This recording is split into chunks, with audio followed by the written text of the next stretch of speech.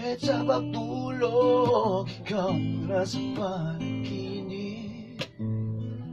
Paano ko to sasabihin kung nadarama itong damdamin?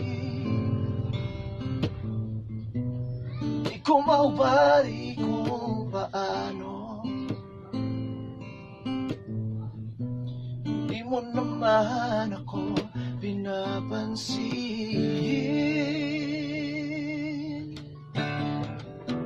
Hanggang tingin lang ako sa'yo.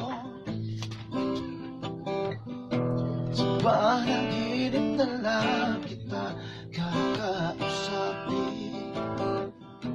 Hanggang kailan pa ba